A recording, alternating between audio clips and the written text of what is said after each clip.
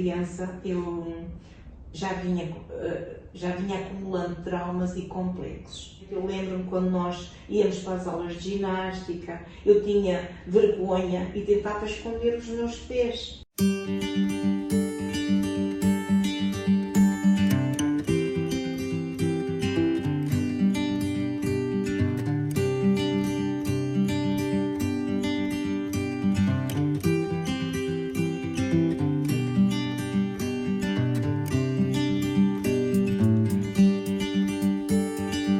Olá para você que acompanha o quadro Conte-nos Tudo. Nós estamos aqui hoje na companhia da Dona Maria do Céu. Ela que é uma portuguesa, casada, mãe, avó, trabalha também na área da saúde, é auxiliar de saúde e, claro, ela também é obreira da igreja e nós vamos saber um pouquinho das suas lutas, das suas guerras e das suas conquistas também com Deus. Mesmo estando como obreira, não é, Dona Céu? Porque ser obreira não nos isenta de passar pelas lutas, pelas dificuldades e vencê-las através da fé. É verdade, Dona Maria. A senhora é obreira há quantos anos? 10 anos. 10 anos. E conhece Jesus há 12. 12 anos. Dona Céu, como que a senhora chegou na igreja? O que lhe trouxe? Quais eram os problemas que a senhora estava enfrentando na altura? Quando cheguei à Igreja Universal, trazia muitos problemas a nível de saúde, trazia problemas de ordem familiar, trazia problemas de depressão, tinha uma mágoa enorme, tinha tristeza e sentia-me muito fragilizada, sem vontade de viver. A gente sabe, Dona Céu, que os problemas eles não surgem do nada. Existe um início, não é? Para que as coisas aconteçam. Antes de nós estarmos aqui a gravar, a senhora conversava comigo e dizia que desde a sua infância a senhora sofreu muito, não é? Sofreu desde o nascimento com um problema congênito. A senhora nasceu com uma deformação congênita hereditária. Exato. Então, Dona Nete, desde criança eu já vinha acumulando traumas e complexos. Um dos primeiros, o meu pai, quando a minha mãe estava grávida, já dizia que queria que fosse um rapaz. Essas coisas não se escolhem. E eu nasci rapariga. Isso trouxe um grande conflito entre os meus pais. Pronto. Mas as coisas foram-se ultrapassando, não é? Mas quando eu soube disso, não fiquei feliz, porque me sentia rejeitada. Sentia que não era a mim que o meu pai queria, ele queria um rapaz.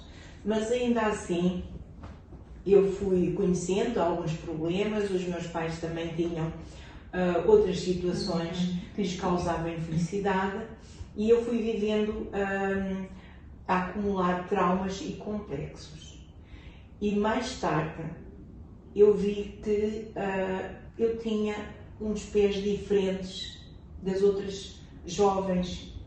Na escola percebia-me que não eram os pés iguais aos dos meus colegas. Enquanto era criança, convivendo dentro de casa, a senhora nunca teve essa dor, nunca foi lhe exposto isso como um problema, mas ao crescer, lidar com outras crianças, a senhora começou a ver que havia algo ali de diferente em si. E começou a sofrer por isso, bullying? Sim, é porque os meus colegas achavam aquilo diferente, achavam os meus pés feios, eram estranhos e eles estavam deformados e isso incomodava-me bastante.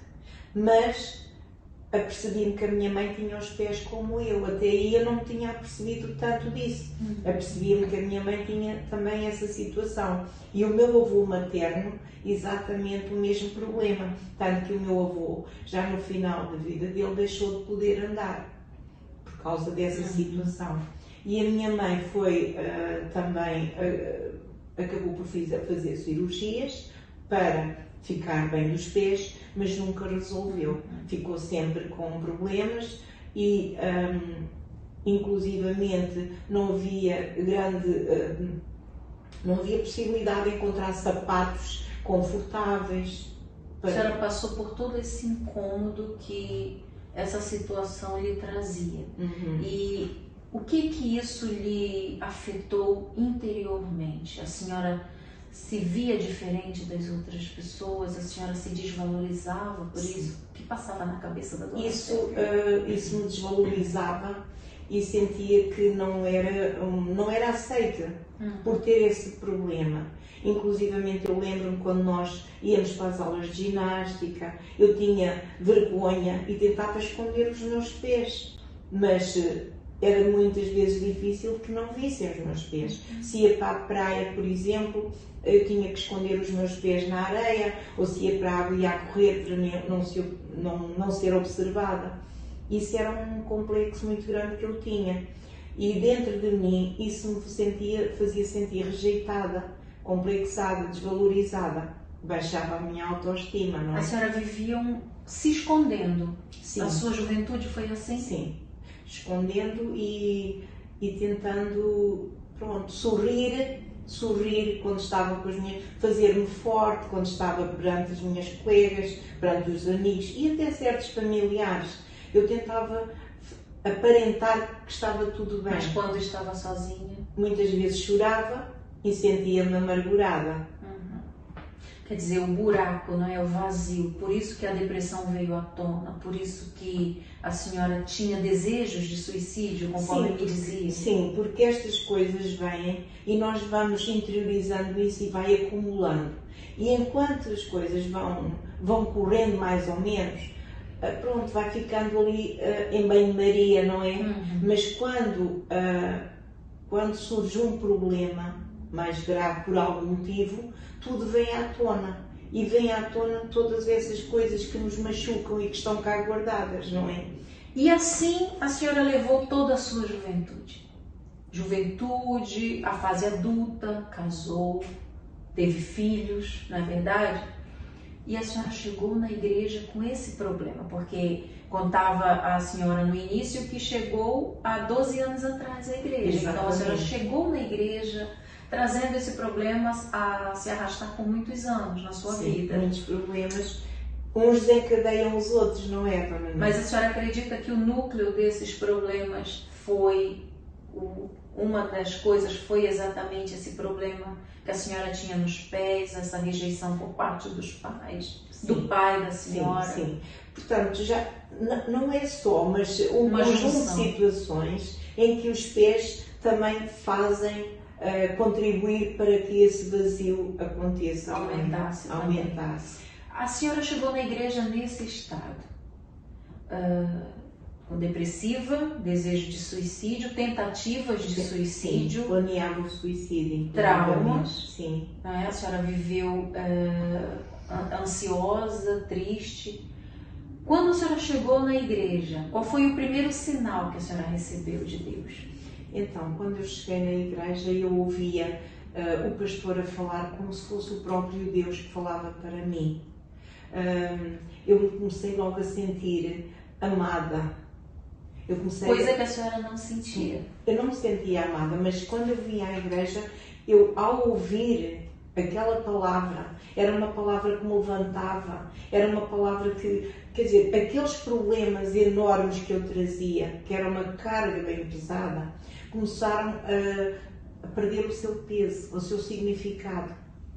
E Deus foi trazendo, hoje eu posso dizer, foi Deus que foi trazendo à superfície todos aqueles complexos, aqueles traumas que eu tinha, que estavam há anos guardados, e eu vi que Deus me queria limpar, queria me transformar disso tudo, porque esses problemas me faziam infeliz. Então, cada vez que a senhora vinha na igreja, era como se a senhora tirasse de si bagagens. Exato. Bagagens. E a senhora foi se vendo livre, foi se vendo liberta. A luz foi entrando e aquilo que havia escondido ali dentro foi saindo. Fui ficando mais leve, não é? Aquele peso, sim, do complexo, aquele peso daquela rejeição foi perdendo o efeito e foi se Eu já não olhava para as pessoas que antes eu via-as como criando esses problemas para mim. eu já não via as pessoas com essa forma de olhar. Porquê? Porque esses problemas já não foram ficando tão suavizados. Eu via que havia solução. Eu não estava focada nos problemas, mas sim na solução. Começou a mudar então a sua ótica, a sua Sim. forma de visualizar aquele problema que há tantos anos estava consigo. Veio então o processo de libertação, a senhora foi livre e chegou o grande dia. A senhora recebeu o Espírito Santo, foi batizada com o Espírito Santo. Sim, sim. Após esse batismo, o que mudou dentro de si? Porque a senhora carregava complexos que chegava ao ponto, falando dos seus pés, que é o assunto que nós estamos aqui a tratar, a senhora chegou a escondê-los dentro da areia para que ninguém visse. Quer dizer, a senhora viveu a sua vida inteira a se esconder. Com o Espírito Santo, o que mudou dentro da Dona Maria do Céu? Dona Nete, uma observação particular é que exatamente onde eu pensava suicidar-me, foi aí que o Espírito Santo veio sobre mim. Aonde foi? Foi na Ponte 25 de Abril. A senhora foi batizada com o Espírito Santo na Ponte 25 Eu vinha a conduzir e fui batizada nesse lugar. Era uma alegria que não cabia em mim, era uma paz. As lágrimas também me corriam, mas eram umas lágrimas de alegria. E houve toda a certeza. E ouvir a voz de Deus dizendo, eu sou contigo. Eu vim atravessando aquela ponte, olhando para aquele rio onde eu tive esse desejo de suicídio. Agora eu olhava, mas vendo uma beleza enorme. E a minha alegria interior transbordava. Eu queria gritar para todo o mundo, a dizer como eu estava feliz e como eu queria ver as pessoas terem a felicidade que eu estava a sentir. Quer dizer, num local onde havia planeamento de morte, a senhora recebeu vida. A senhora recebeu o espírito da vida. É. Ele fez questão de recebê-lo no mesmo lugar em que os planos eram intensos, porque nós sabemos que a pessoa que tem a mente suicida, ela passa por um lugar como a Ponte 25, é um local onde ela é mais bombardeada, podemos dizer assim, pelos pensamentos de suicídio, ideias suicidas, né, Dona Céu?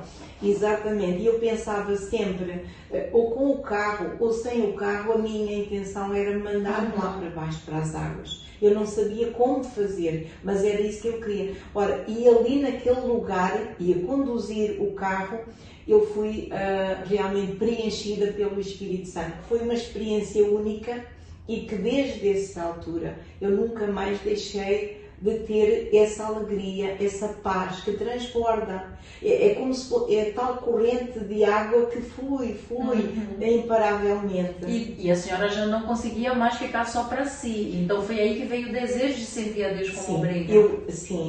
Então, nesse dia, ouvi a voz claramente do Espírito Santo dizer, eu sou contigo, eu sou contigo. Então eu sabia que desde aí eu não estava mais sozinha.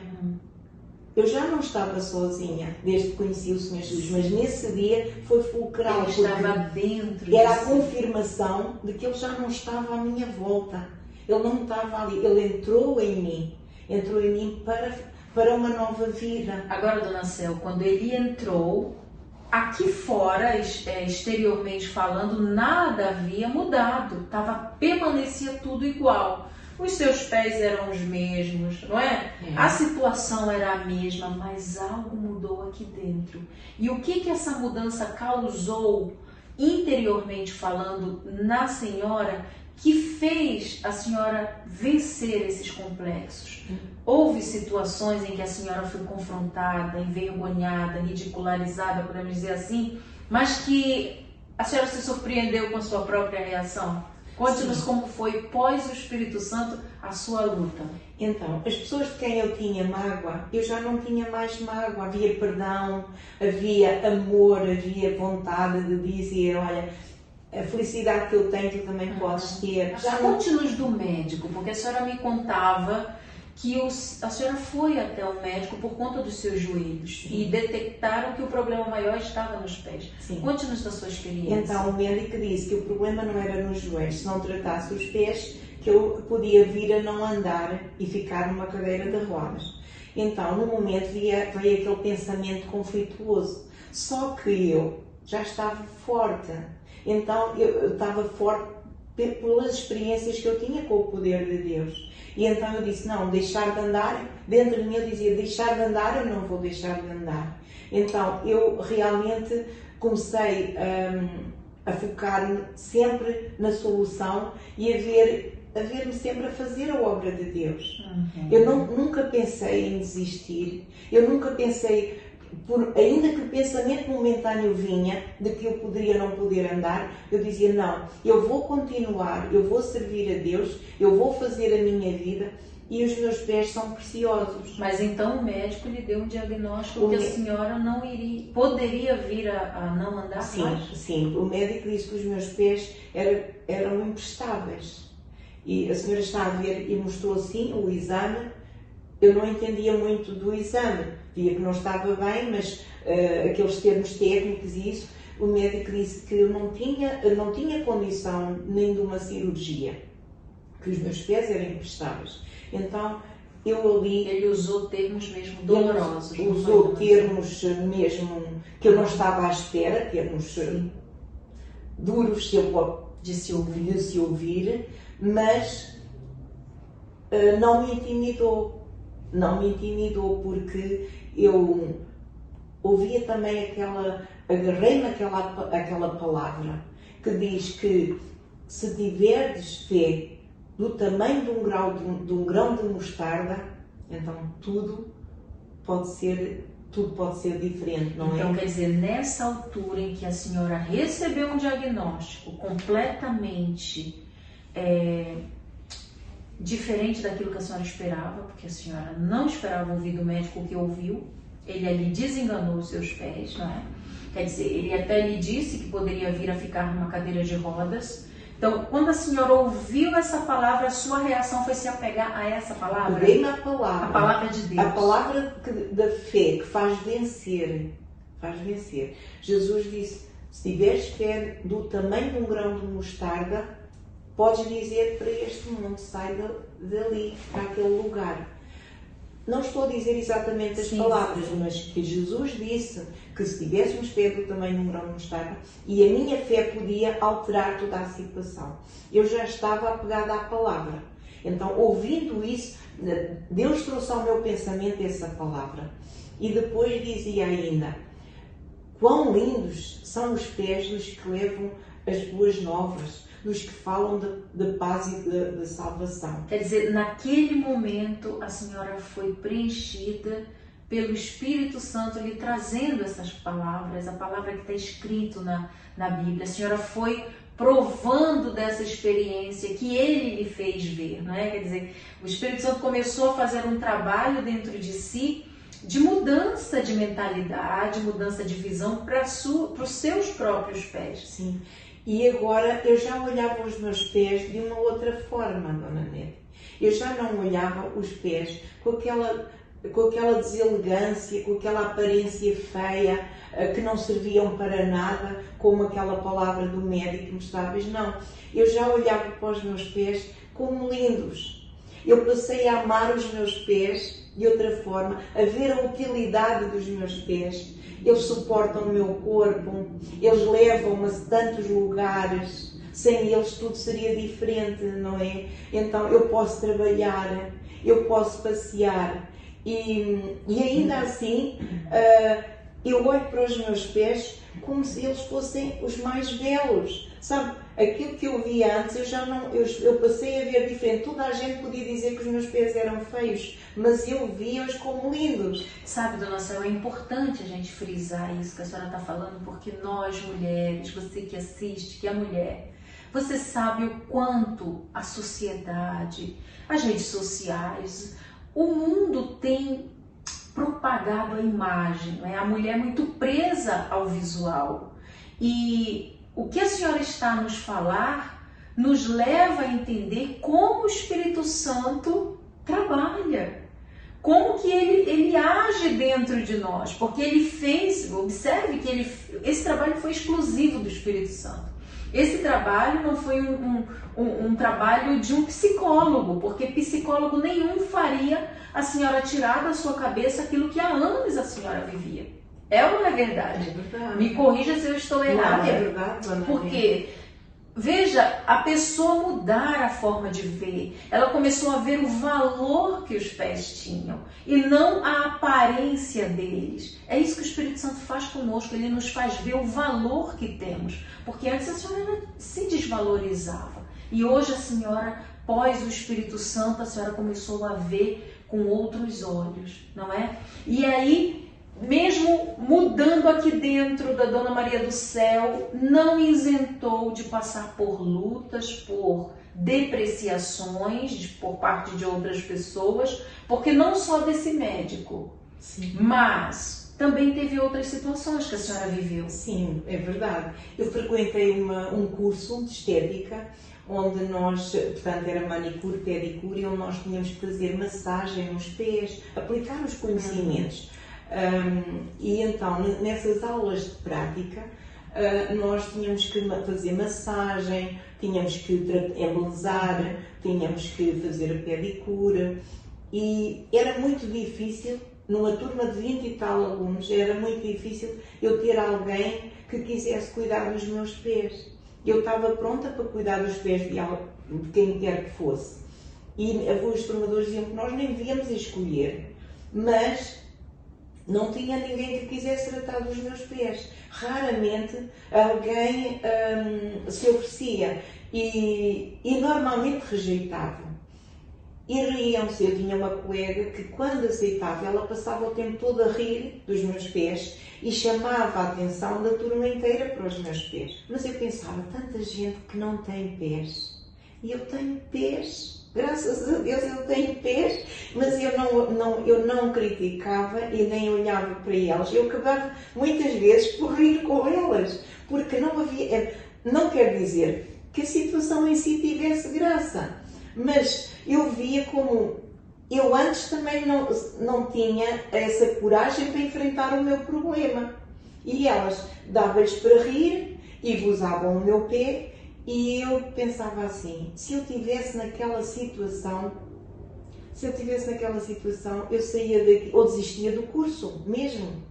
Mas eu a não ia palavra enfrentar. de Deus já havia, a senhora já era outra aqui dentro. Eu já estava forte, A senhora eu já estava transformada, já estava resolvida dentro de mim. E vinha sempre à mente aquele versículo que diz: ainda que o teu próprio pai ou a tua própria mãe te abandonassem, o próprio Deus te acolheria. A senhora guardava, então, quando vinham essas afrontas, essas humilhações, o que lhe sustentava e lhe mantinha a ver aquilo que o Espírito Santo lhe mostrou anteriormente, que era o valor dos seus pés, era a palavra. É verdade, Dona Nélia. E por isso, mesmo perante essas humilhações, eu concluí o meu curso, eu fiquei com o certificado, eu saía descontraída das aulas. Não guardou mágoas de ninguém.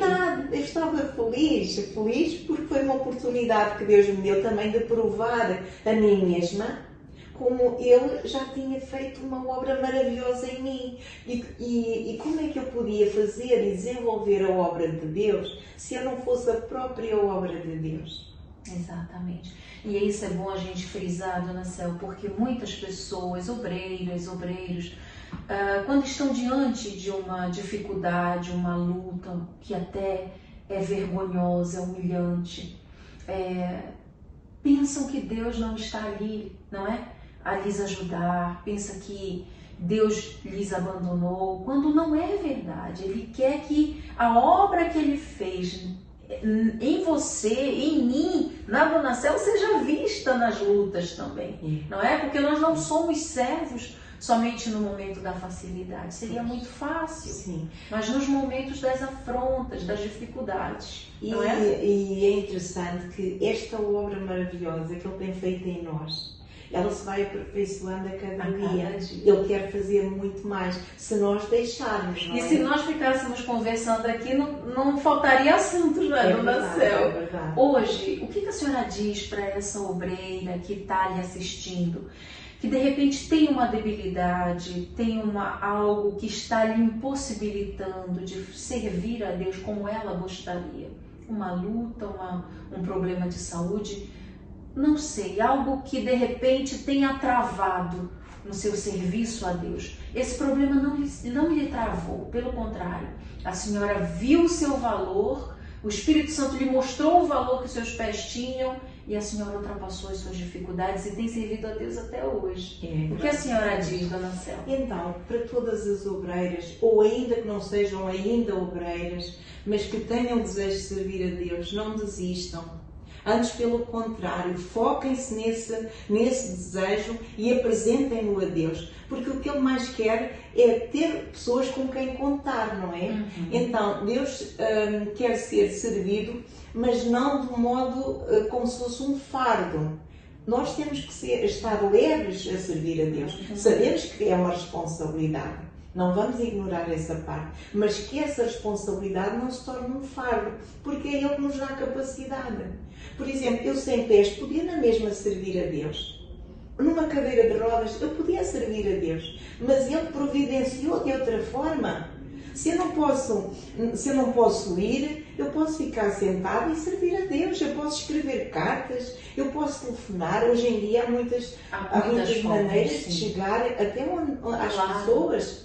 Ele não está preocupado com outras coisas, ele quer alcançar almas, vidas. Quando se fala em almas, nem sempre é entendível, mas são vidas que estão em jogo. Portanto, que nada nos intimide de servir a Deus, porque é o maior privilégio ser escolhida por Deus e nós dizermos, eis-nos aqui, porque Ele escolhe. Mas se nós não dissermos com agrado, eis-me aqui, Ele não nos vai forçar a nada. A senhora disse o eis-me aqui e, claro, como a senhora me contava anteriormente, para nós terminarmos a nossa conversa, que o nosso tempo já está esgotado, a senhora me disse que também tem uma filha que serve a Deus no altar e que também disse esse eis-me aqui para Deus e está lá servindo a Deus e a senhora a entregou para Deus, não é, Dona Céu? Também foi uma entrega e uma entrega preciosa, porque quando a minha filha recebeu o chamado de Deus, eu também, no momento vem aquela tristeza e agora,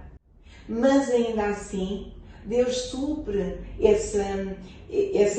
essa falta e Ele dá uma felicidade enorme, dá um consolo enorme e quando vem essa saudade, pela distância física, não é?